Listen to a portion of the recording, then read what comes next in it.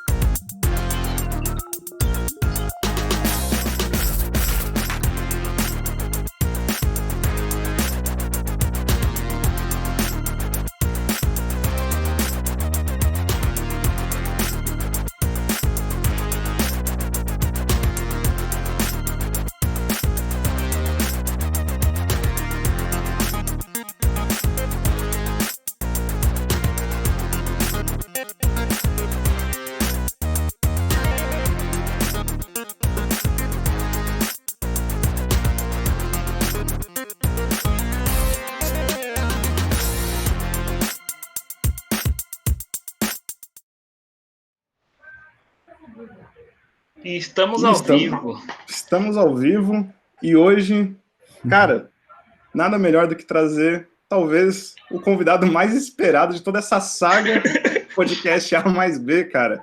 É o A Nada mais melhor BZ hoje. Nossa, hoje...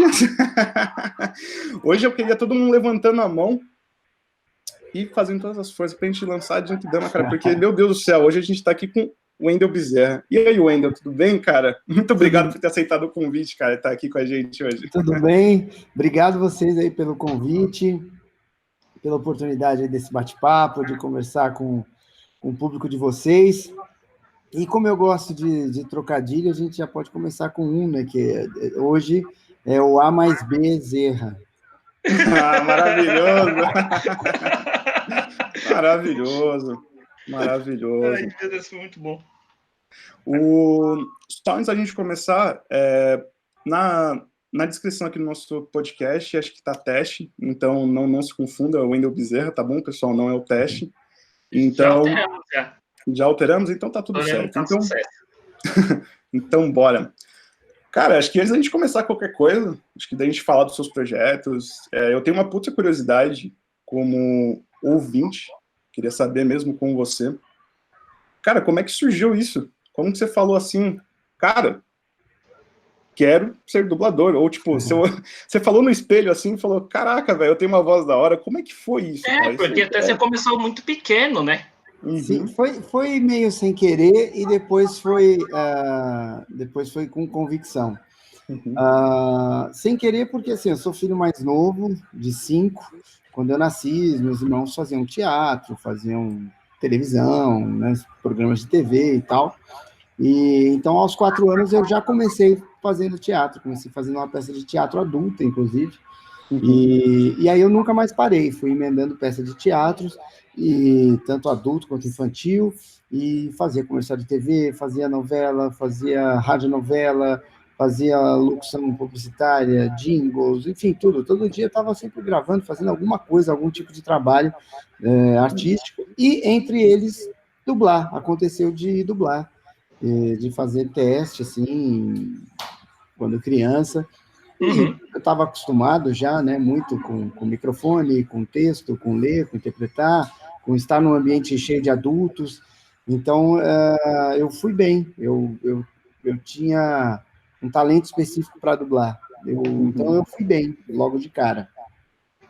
Mas continuei fazendo todas as coisas, né? Fazia escola, fazia teatro, TV, dublagem, comercial, novela, aí depois faculdade, e fazia tudo isso junto também, mas aí num determinado ano da faculdade, aí eu já adulto, né, devia ter, sei lá, 21, 22 anos, por aí, eu estava pensando na vida, pensando na faculdade, pensando nas coisas que eu fazia, e ali, num momento de luz, eu falei, cara, eu não quero fazer mais nada, eu quero fazer só dublagem e locução, que eu gostava, né, de fazer locução. Mas a dublagem é um trabalho que é constante, a locução ela é mais esporádica, acontece com menos frequência, né? Especialmente locução publicitária. Então, eu falei, cara, quero fazer dublagem, é o que eu mais gosto de fazer, eu curto antes, durante e depois, então eu vou parar com as outras coisas. E aí, parei de fazer teatro, parei de aceitar convites, parei de fazer teste de publicidade, parei de me envolver com televisão, fui me distanciando das coisas, focando em dublagem, e aí a minha agenda foi lotando, com gravações, eu depois me tornei diretor de dublagem, e enfim, aí a minha vida foi completamente preenchida pela dublagem. Então, no começo, foi um acaso, porque era mais uma coisa que eu fazia dentro de um monte de coisa que eu gravava e atuava e tal. E já aí, nessa idade aí de 21, 22 anos, mais ou menos, aí foi uma decisão que eu optei por 2 motivos. Na verdade, alguns. Tinha esse lance do prazer, da diversão, né? Que eu me divertia antes, durante e depois. O segundo fator é que, assim, me agradava o fato da dublagem, você conseguir o seu espaço única e exclusivamente baseado na sua performance. Né? A gente vê muito em teatro, TV, na música, gente que não é talentosa, mas que ou é muito bonita, muito bonito, muito simpática, é filho de alguém, é parente de alguém e consegue. Né? Na dublagem não tem muito jeito, você não tem como mascarar. A pessoa tem que dublar bem. Se não Perfeito. conseguir, não vai dar. Então, esse também foi um motivo muito importante. Eu sabia que eu teria o meu espaço a partir só da minha performance. Não precisava ir em Sim. festinhas, ficar comprando presentinho para as pessoas, então não precisaria de nada disso. Então, esses dois fatores foram principais, assim, eu acho que na minha decisão de focar em dublagem. E nunca teve nada a ver com voz, porque né, a voz ela é só um acessório na dublagem. O importante mesmo é você dominar a parte técnica e conseguir interpretar ao mesmo tempo. Então, tem voz de criança, de adolescente, de velho, de bruxa, de galã, de tudo quanto é tipo. Né? Voz rouca, voz fina, voz grave, voz suja, voz E pesada. você é o mesmo, né? Isso que é o mais legal. Você é só um. Exatamente. Então, foi essa junção de coisas que me fez optar por vou dublar, vou focar em dublagem. Muito Perfeito. bom. E o apoio, como era por parte dos seus irmãos e pais mesmo, assim, para quando você teve essa decisão de seguir como dublador? Olha, Porque acho que até pegando até o gancho na pergunta do Evandro, acho que até, tipo, porque na época, ser dublador, acredito que não era uma coisa assim, já não, muito antiga, era uma muito coisa que... diferente do que é hoje. Sim. Por isso até que foi uma escolha baseada somente assim na satisfação pessoal, porque naquela época a dublagem pagava mal. Então eu tinha receio de conseguir pagar minhas contas, de criar uma vida adulta, né, de ter carro, de ter apartamento, de sair, de jantar, né, enfim, de ter uma vida adulta decente, porque a dublagem não pagava bem naquela época. Eu até nessa época eu trabalhava como Ronald McDonald e eu ganhava muito mais como Ronald do que dublando. Caramba! Eu não sabia dessa, Tipo, não. acabou de dar o... Caramba! E mas eu decidi, eu estava decidido. E assim, nesse aspecto, nessa época, porque como eu sempre trabalhei desde criança, e eu nunca fui mala nem marrento, mas eu sempre tive personalidade. Então, nessa época aí, na altura da faculdade, tipo, eu não falei com ninguém, com minha mãe ou com algum irmão mais velho, assim, pô, o que você acha de eu sair lá do McDonald's, de eu parar de ir em testes, de eu parar de não sei o quê e só dublar? Eu nunca questionei ninguém. Eu pensei comigo mesmo, pensei o quanto eu estava feliz ou infeliz com determinada situação e falei, cara, vou testar, vou ver, vou me atirar. Qualquer coisa, você volta atrás. Então, eu não fui muito atrás de opinião de ninguém, mas foi uma decisão muito... não foi uma loucura. Eu pensei alguns dias a respeito, tipo, uma semana, 10 dias, aí eu pensei bastante em prós e contras, o que poderia acontecer, se desse errado, o que eu podia fazer, se der certo, né? Eu fiquei... Eu passei por um Eu momento trabalhei muito essa parecido ideia. esse ano.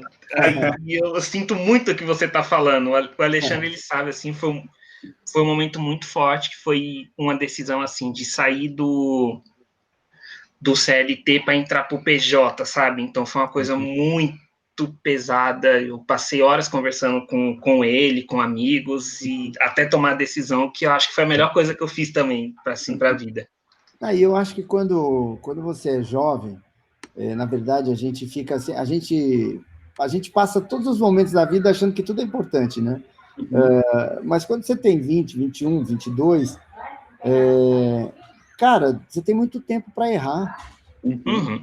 Não tem problema. você fazer uma escolha idiota, você fazer uma merda. Porque Uhum. depois você tem chance ainda, 7 anos depois, 8 anos depois, com 30 anos, você ainda é jovem. Então não tem problema você ter chutado errado. Na verdade, você vai acumulando experiência, vai descobrindo as coisas, vai ficando, né? Ainda mais hoje que como é que se diz? A expectativa de vida cresceu muito, tudo mudou. Né? Então, antigamente, o cara com 30 anos era pai de 2, 3 filhos, andava com a maletinha 007. Né? Exatamente. Pô, hoje você vê aí uns caras de 50 anos, 55, que o cara ainda é jovem, ainda tem espírito jovem, ainda faz coisas. E você descobre aí que tem muita gente exatamente isso, com 50 anos de idade, que o cara vai morrer na dúvida do e se eu tivesse feito isso? E se eu tivesse. Então, a hora é nessa hora aí, 16, 18, 20 até uns 30 anos. Né? Aí depois acho que você tem que já ter descoberto o que fazer. Mas tem aquele norte.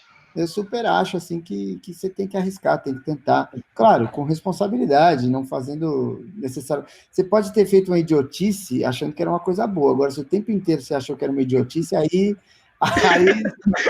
uma coisa errada. Mas, Wendel, até pegando um gancho nisso que você está falando, cara, eu queria até fazer emendar uma pergunta em duas, né? Cara, primeiro, eu não sei se a gente até conversou um pouquinho nos bastidores aqui. Eu não sei se você tem um pouco da noção da representatividade que a sua voz traz. Tipo, cara, quando a gente era pequeno, a gente saía da escola e ia correndo para casa dos avós ou dos pais para tipo, cara, olha ali na Globo e na SBT passando o Goku, cara, ou o Bob Esponja, tipo, puta, é você, cara, ali. Então isso pra gente é muito marcante. E a pergunta que eu queria fazer para você, eu queria saber se você tem noção mesmo disso. E a gente entrevistou provavelmente você já aconteceu isso. A gente entrevistou o Joel Santana um tempo atrás e ele falou que uma mulher não conheceu ele de feição, mas reconheceu a voz dele. E você já deve ter acontecido várias vezes isso, cara. A pessoa nem sabia quem que é você, mas quando você falou, meu Deus. E já te chamaram de Goku. Chamam bastante. Do nada. De Goku e de Bob, chamam bastante. Maravilhoso. Eles reconhecem, sim, pela voz. Não tanto, assim, porque eu acho que a minha voz ela é marcante. Como é que eu vou explicar? Para quem, tipo isso, assim, assistia, acompanhava muito.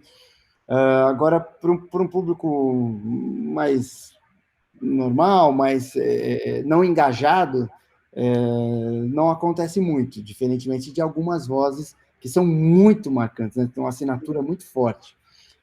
Mas me reconhecem bastante pela voz. O que acontece hoje é em função de entrevistas, do meu próprio canal no YouTube e tal, as pessoas me reconhecem fisicamente, mesmo de máscara, já aconteceu algumas vezes, de me reconhecerem, muito louco. Então é uma coisa com a qual eu já estou acostumado.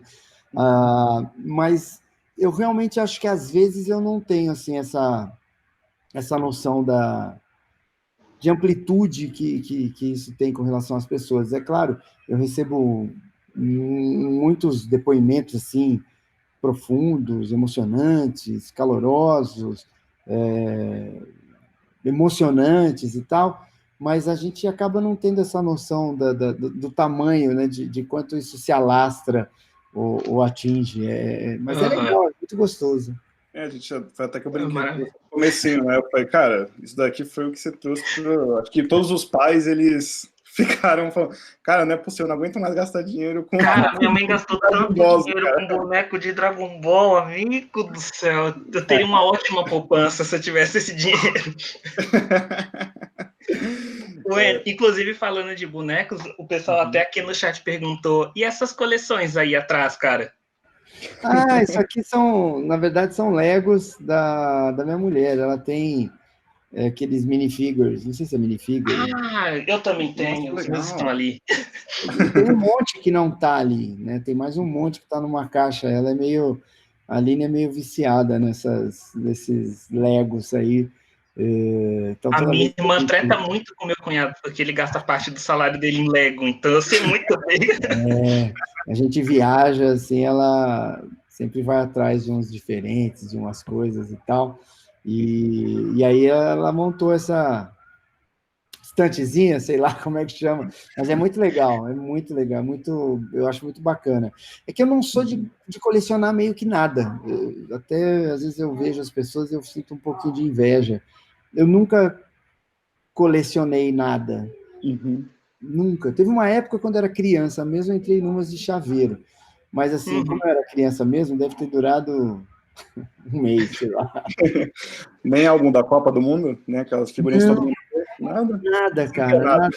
Engraçado, é totalmente desencanado, totalmente. Que Eu vim legal. começar a colecionar depois de velho também. Inventei de colecionar coisa cara, que é videogame. Então, eu tomo prejuízo aí, dependendo da data. Eu gosto muito dos action figures, de tudo. Uhum. Mesmo os Funko Pop, assim, eu gosto bastante. Mas eu acho que eu não gosto o suficiente para, tipo, comprar e comprar e comprar e ir colocando e tal. Acho que eu não tenho disciplina para isso, talvez. Que legal. Cara, deixa eu te fazer uma pergunta aqui. Isso foi uma coisa que veio muito na minha cabeça, isso aqui foi uma coisa que a gente até conversou aqui nos bastidores. Cara, você recebe os filmes antes, você sabe os roteiros, você vê os filmes. Aí eu queria tenho até uma dúvida para tirar com você. Você já recusou algum filme por falar assim, puta, cara, que roteiro merda, cara, que coisa horrorosa? Ou como você falou assim, cara, não, beleza, eu vou seguir com esse roteiro porque, tipo, da hora, tá pintando uma grana, mas você já pensou em alguma coisa assim, cara? Já aconteceu? Para dublar, meio que não, porque o dublador ele só descobre o que ele vai fazer quando chega no estúdio para gravar. Então, sei lá, marcam comigo, ó, Wender, quarta-feira, das 14 às 20, você vai gravar um filme aqui. Ah, beleza. Aí só quando eu chego lá às 14 horas que o diretor fala, ó, é uma comédia, acontece isso, isso e isso, esse cara, né? Enfim, é só ali na hora. Então, em Uhum. tese, não dá tempo mais de desistir. Obviamente acontece isso de você estar dublando e falar, nossa, esse filme aqui é uma merda, né? Esse diálogo não faz sentido nenhum. Aconteceu até outro Uhum. dia, eu não lembro qual que foi, eu não lembro o que foi que eu estava gravando, que eu falei, cara, olha essa conversa. O cara falava isso, eu não vou lembrar, mas assim, era tão surreal, eu não acredito que alguém escreveu isso, pagaram e ainda vão mandar para outros países e vão dublar, pô. É, mas o que acontece já há alguns anos é que, assim, eu parei de gravar em alguns estúdios. Eu não. Uhum. Hoje eles já sabem, não me chamam, mas no começo eu recusava, né? Me ligavam e tal. Óbvio que eu sempre fui educado, delicado, então eu sempre falava, pô, não posso, estou enrolado, pô, não vai dar, eu já estou com a agenda lotada, mas é um ator que você sempre faz, pô, mas pode passar para outro, tudo bem. Uhum. Por quê? Porque, assim como tudo na vida, tem estúdios que fazem um bom trabalho de dublagem e tem outros que não fazem. E Uhum. aí, como eu decidi que eu queria colocar minha carreira em outro nível, em outro patamar, estava começando com o meu estúdio de dublagem, eu precisava manter o meu trabalho num nível bom. Uhum. Sim. Não adianta você ser o cara ser o melhor dublador do universo e ele dublar um filme, só que todos os outros em volta, mais não só a interpretação, mas a tradução, o sincronismo, a captação do áudio, a mixagem, tá tudo ruim. Uhum. Então, é um troço meio que, sei lá, é como se você visse sei lá, alguém. Quem é que tá no auge hoje, assim? Alguém que The é. Rock. Exato. Pô, fazendo um comercial do Dolly, saca? Perfeito. Você Uhum. vai falar, meu, o que esse cara tá fazendo aí? Por que ele aceitou esse. Então, eu acho que o dublador, não é só por mim, não, Uhum. mas eu acho que o dublador ele precisava ter um pouquinho mais dessa percepção artística, dessa visão artística da sua carreira. Uhum. Então, às vezes, você vê um cara fazendo um baita trabalho legal num filme, pô, top, dublando um ator muito fera e tal. E aí você vê esse mesmo ator por uma dublagem horrorosa, onde está tudo Uhum. ruim, inclusive a parte dele, porque você depende muito do diretor, do tradutor, a qualidade de áudio influi, às vezes, na tua performance, não na tua performance como em si, mas sobre os olhos de quem está assistindo. Você começa a falar, pô, tá ruim isso aí. Aí você acha que é o cara, mas é o som, é a mixagem. Então, o ator, ele não aceita fazer todas as peças de teatro. Ele não aceita fazer todos os comerciais. Então, por que ele tem que aceitar trabalhar em todos os estúdios, fazer todos os tipos de trabalho? Acho que o dublador precisava ter um pouquinho mais dessa percepção da sua carreira artística para direcionar ela de uma forma, enfim, do que ele acha do que ele julga ser correto. E eu passei a fazer isso há alguns anos. Então, eu não recuso o trabalho, mas eu recuso determinadas situações, vamos dizer assim. Sim. Perfeito. Uma coisa que eu sempre tive muita dúvida, assim, referente à dublagem, porque, pô, faz filme, faz anime, no seu caso, tem jogo também, inclusive eu achei maravilhoso o que você fez o último, foi o Dirt 5, que você fez em forma de podcast. Eu sou muito fã da série, na hora que eu vi que era você dublando barato, falei, nossa, agora eu preciso comprar com certeza esse jogo. E assim, cara, o que para você talvez seja mais gratificante ou mais difícil de fazer dentre esses, assim, tipo filme, jogo, anime? Acho que até emendando a pergunta dele, o João perguntou até aqui no chat, quando você teve que fazer o Bob Esponja cantando. Eu queria saber se isso foi um desafio para você, emendando com a pergunta do Evandro. O Bob Esponja é sempre um desafio, até hoje. Ele é cansativo, é difícil, é muito intenso, é muito dinâmico, é uma voz desgastante, e, claro, quando tem que cantar, é um grau a mais ali de dificuldade. Mas, no fundo, eu gosto, eu me divirto. Eu dou uma de Lula Molusco, sabe? A gente reclama, eu falo, putz, caramba, pô, que filho da mãe, não sei o que, tá, mas, na verdade, eu estou me divertindo, eu estou curtindo. É só uma rabugice que acho até que já faz parte do show. Agora, cara, parece meio clichê, assim, mas não tem muito um lance que eu prefiro. Eu acho que tem o trabalho que é bom e o que não é tanto. Então, por exemplo, um filme desse que eu estava falando, que tem um diálogo esquisito, que o ator é bem ruim e tal, você até está fazendo ali, está curtindo e tal, mas, obviamente, você não se diverte tanto. Então, não tem um filme, ou uma animação, ou um anime, ou um game. Eu gosto de fazer coisas que são legais. Então, por exemplo, o Ghost of Tsushima, que eu fiz. Eu gostei de fazer. Eu não via o ator, eu não... Né, quase tudo que eu fiz, você ouve só o áudio e repassa. Aí repassa em português, mas eu gostei, assim, da atuação do cara, eu gostei da história, eu gostei do clima. Então, apesar de eu não estar vendo nada, de eu não ter a réplica do outro personagem, do diálogo, você ouve só as falas do seu personagem, eu curti fazer.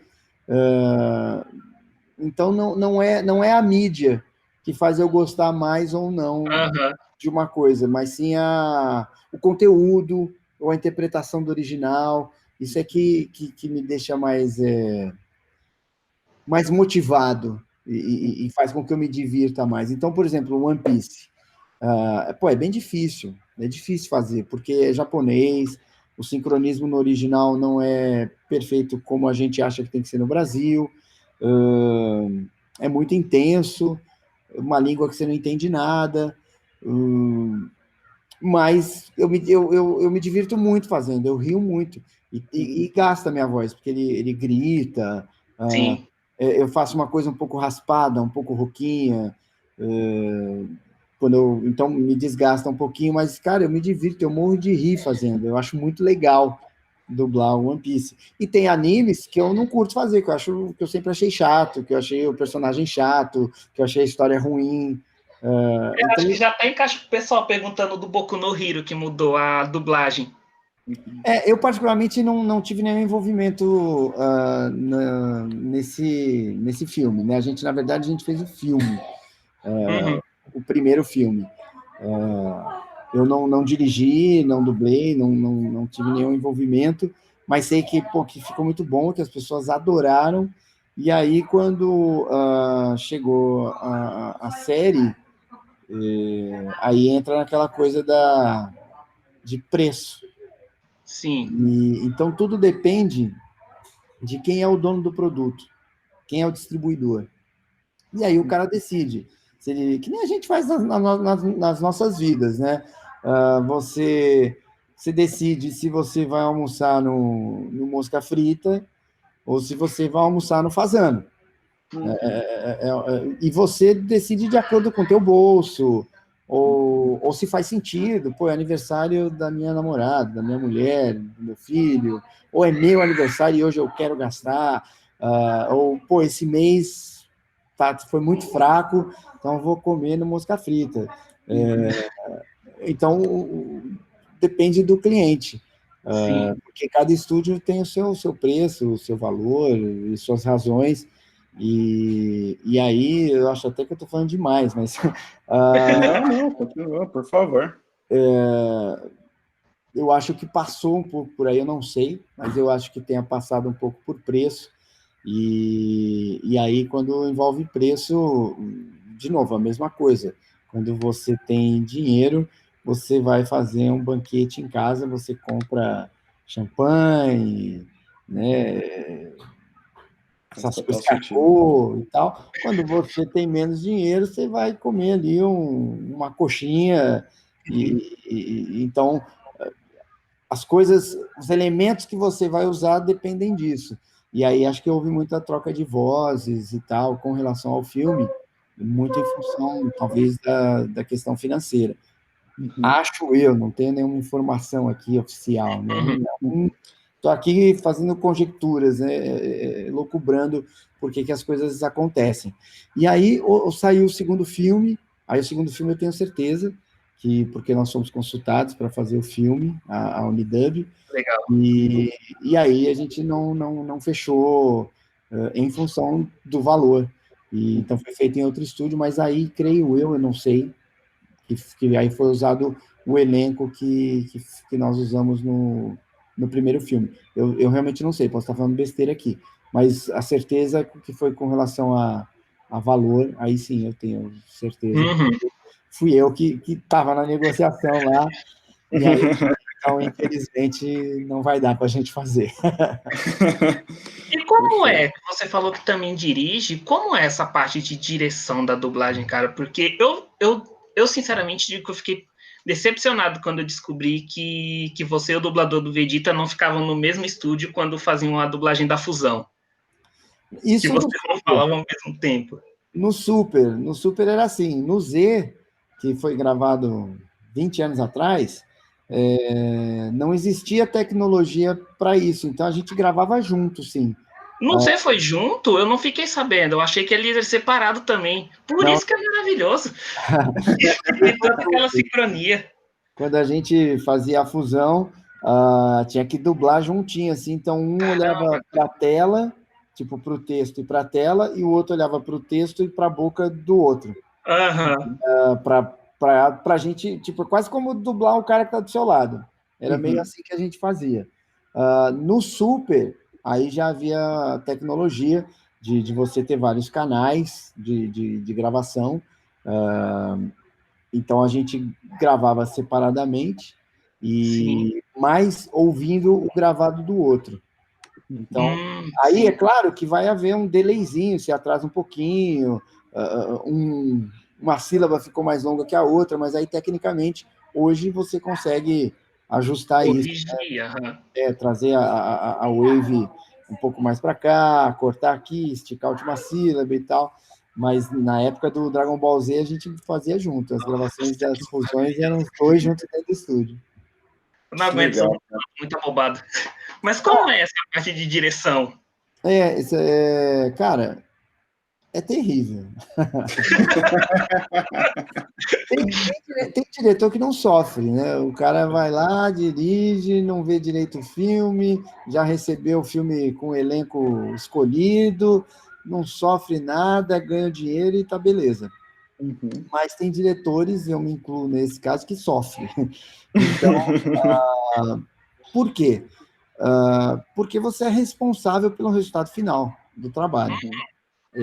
Então, o diretor ele praticamente dubla o filme inteiro junto com cada dublador que apareceu. né?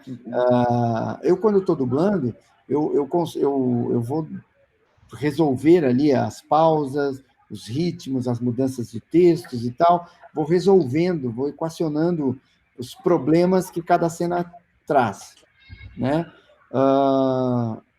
Nem todos os dubladores têm essa facilidade. Então, o diretor, por exemplo, onde eu quero chegar? Se tem uma cena difícil, eu vou dublar, eu vou lidar com aquilo. Agora, se tem uma cena difícil e a outra pessoa que vai dublar, eu não consigo dublar por ela. Então, você tirar isso da pessoa, é mais alto, é mais triste, é mais baixo, abre mais a boca, tem muito texto, tem pouco texto, troca isso, faz aquilo, tem uma pausa, está passando por cima e tal, acaba sendo, às vezes, desgastante. E assim como qualquer profissão, qualquer situação, tem gente que tem mais aptidão e tem gente que tem menos aptidão. E dependendo dessa aptidão, o diretor sofre para conseguir extrair um resultado muito bom. Até porque a gente trabalha com idosos, trabalha com crianças, trabalha com pessoas que o cara está se separando, acabou de bater o carro, ou está com um parente no hospital. O diretor ele tem que administrar tudo isso, egos e emoções e níveis de capacidade artística, até às vezes de intelectualidade, para conseguir tirar o melhor resultado possível para aquela obra. Então, é bem cansativo, desgastante, mas quando você vê o resultado e vê que ficou bom, você sente uma satisfação, assim. Com certeza. Bom, a gente acabou de receber uma inscrição da Amazon Prime aqui. Muito obrigado, Bernardinho, nosso inscrito número 1 aqui. Muito obrigado por ter se inscrito. Galera, se alguém tiver conta da Amazon, é só vincular com a Twitch e se inscrever. Isso ajuda demais a gente. Não sei se vocês já perceberam, a gente começou a estar com visual novo, design novo, estamos crescendo. E assim vamos seguindo. Wendel, tem uma das perguntas aqui que eu ia até emendar junto com as minhas também, que eu estou emendando muita pergunta hoje, então hoje está uma loucura, tem muita gente perguntando aqui, então vamos lá. Cara, primeiro eu queria perguntar para você, quando você falou assim, putz, minha carreira estourou, cara, esse papel que eu fiz, puta, aqui decolou minha carreira, e uma das perguntas que o Gigeiras mandou aqui no chat quais foram os desafios de criar o Unidub. Unidub, perdão. E se você sente que isso fez você crescer ainda mais o seu nome? A Unidub acho que gerou isso, acho que mais internamente, né? Não para o público, mas assim com relação aos atores, aos clientes e tal. Porque nasceu, sei lá, uns 8, 9 anos, a Alamo fechou, eu dirigia na Alamo, e a Alamo fazia um trabalho muito bom, tinha uma cultura de qualidade, de ritmo de trabalho e tal, de ideologia de funcionamento, né? E aí, quando a Alamo fechou, eu fiquei um pouco com dificuldade de me adequar, porque eu não encontrava essa mesma cultura nos outros estúdios. E aí eu tinha um curso de dublagem, né? Junto com o meu irmão, nós tínhamos um curso de dublagem, então nós tínhamos um local, uma casa alugada, onde havia um estúdio mesmo, que era onde a gente dava aula. E aí eu falei, putz, e se a gente tentar transformar esse estúdio de aula em estúdio de dublagem mesmo? Né? Virar uma empresa que faz dublagem. E aí eu fiz essa outra loucura, né? Que nem quando eu larguei lá. Foi outra coisa, eu larguei do conforto de ser diretor de dublagem de uma empresa para arriscar abrir a minha, sem ter cliente, sem saber fazer orçamento, sem saber como é que funcionava, sem saber quanto se cobrava, não sabia nada. E aí eu fui bater na porta das pessoas que eu conhecia, que eram clientes da Alamo, que conheciam meu trabalho, que me conheciam, e consegui um trabalhinho, uma sériezinha, um filme, tal, e aí foi indo, nunca mais parou de ir, né? Aí você começa a buscar contatos, a fazer contatos, a minha carreira sempre depois muito a favor disso, quando eu conversava com algum cliente, né? Que o cara mesmo que ele não me conheça, você fala, mesmo que ele não acredite, quando ele for perguntar para alguém, ele vai ver que foi verdade, né, que eu tenho eu trago uma confiabilidade do mercado, dos atores, das pessoas, que o meu resultado final é bem positivo e tal. Então, tudo isso foi ajudando a crescer até o momento em que a gente mudou de sede, não sei se é essa palavra, mas o curso ficou numa casa e o estúdio em outra, e aí já há quase 3 anos a gente vive uma nova realidade. Eu fiquei preocupado aqui agora, hein? Meu computador está fora da tomada e apareceu uma mensagem aqui. Peraí, mas tudo bem, eu vou terminar minha resposta. Tá tudo certo. A gente, os caminhos, né, foram se transformando. Então, o meu irmão hoje ele tem um estúdio de dublagem e um curso de dublagem, e eu hoje tenho só um estúdio de dublagem, que é a Unidub. Então, hoje a Unidub, já há quase 3 anos, ela é só do Wendel. Então, eu acho que houve essa transformação, esse crescimento de uma forma mais interna. Aline, eu vou ter que gritar aqui. Aline! Pode gritar. Cadê a fonte aqui do seu computador? Está acabando a bateria. Porque eu nunca pensei na minha vida que eu ia ouvir o Goku falando, cadê minha fonte de bateria, cara? Então você já quebrou total o paradigma aqui, cara. Então fica tranquilo, velho. Tá tudo certo. Não. Eu já fui acusado de ter chutado aqui a fonte. Mas não fui eu. Mas, enfim, está tudo em ordem. Agora não vou cair. Aí você pergunta... então, eu não sei quando eu tive essa percepção assim da minha carreira, porque foi aos poucos, e na verdade eu ainda quero e almejo e espero muito mais, mas na verdade foi algo que começou a acontecer 20 anos atrás, só que eu não sabia. Então, quando eu fazia o Goku 20 anos atrás, quando eu fazia o Bob Esponja 20 anos atrás, quando eu fiz o Jack Chan 18, 19, 20 anos atrás, quando eu dublei o Metabee, quando eu dublei... Nossa, o Metabee, verdade! Metabots, maravilhoso! O Senhor dos Anéis, enfim, quando eu fazia todos esses trabalhos, a dublagem ela era 100% anônima. Então, eu não imaginava, não pensava, não queria, não almejava, não vislumbrava nada do que é hoje. E esses personagens, eles ficaram marcantes, né, na infância, adolescência de muita gente, viraram personagens icônicos, alguns estão aí até hoje. E aí, aos poucos, através de revistas, de entrevistas e tal, de eventos, a coisa foi crescendo. Aí a Aline, que vocês conheceram, né, que é minha esposa, minha senhora, minha tite, ela teve a ideia de, vamos fazer um canal do YouTube para você? E eu falei, não, para quê? Como assim? Não faz sentido, vou falar sobre o quê? Sobre qualquer coisa, sobre dublagem, sobre tua vida, não sei o quê. Mas, enfim, o canal hoje a gente tem quase 2 milhões de inscritos, e as redes sociais também foram crescendo bastante, aí a minha relação com as pessoas, com a mídia, com o marketing, com um monte de coisa, começou a acontecer naturalmente, nasceu a CCXP, e ali ficou bem perceptível como eu era relevante naquele universo, né, de uma forma muito impressionante, muito incrível. Então, tudo isso foi acontecendo aos pouquinhos, né? Eu percebia lá no Espaço Creators, que é onde eu fico, lá na CCXP, que às vezes aparecem algumas pessoas mais famosas lá, né? E aí, um dia eu estava assim, olhando, o que tem de famoso aí e tal? Aí não tinha ninguém naquele momento. E aí caiu uma ficha, eu falei, cara, eu sou um dos famosos. Agora, porque todo mundo vem me pedir foto, todo mundo vem falar comigo, todo mundo vem não sei o quê. Então, é aos pouquinhos que as coisas vão acontecendo, sabe? Quando alguém famoso também fala, caramba, cara, pô, te adoro, não sei, você fala, poxa, né? Então, é um status novo para um dublador ou para a dublagem. É uma coisa com a qual a gente não está 100% acostumado ainda, mas que eu pretendo fazer com que isso cresça cada vez mais e mais, não só para mim, mas eu acho que isso é uma forma de você abrir portas para os dubladores que estão chegando aí e tal. Acho importante.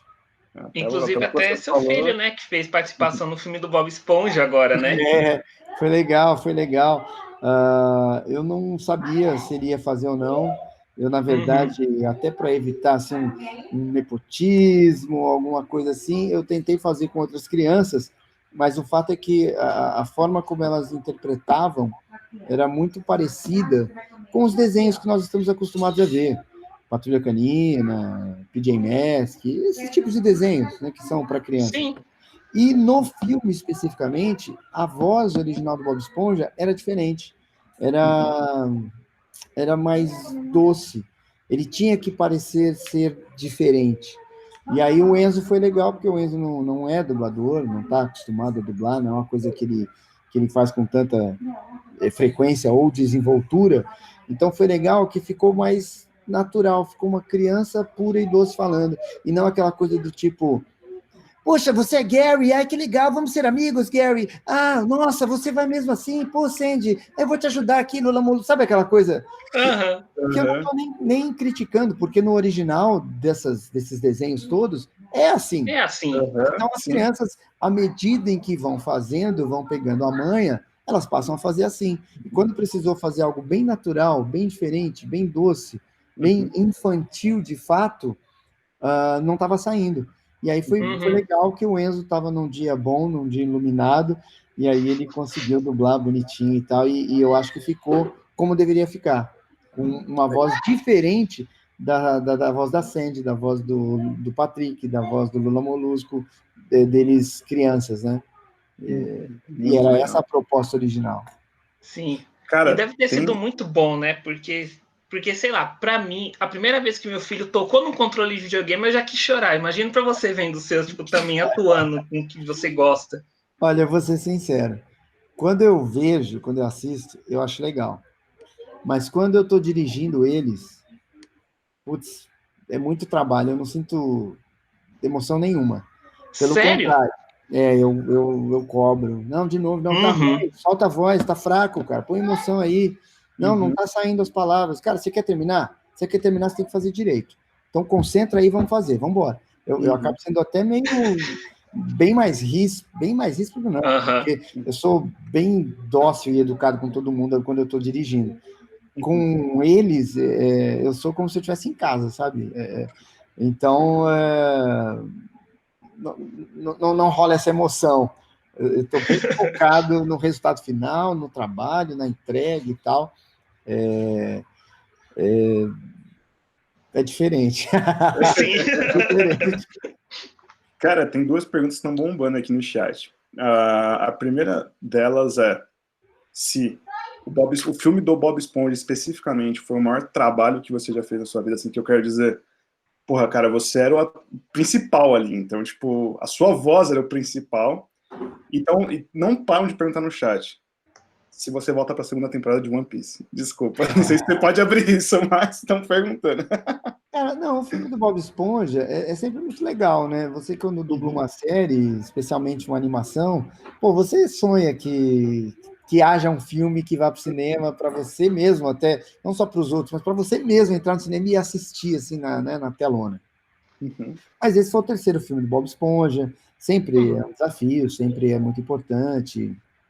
Filmes para cinema, especialmente quando são títulos grandes, tem muito trabalho, são muito difíceis, o cliente acompanha e cobra muito, tem 500 mil detalhes que tornam o trabalho exaustivo e tenso, mas eu fiz muita coisa, né? Pô, fiz tanta coisa legal, o próprio o Goku também é um protagonista, eu sonho com um live action decente, mas eu adorei...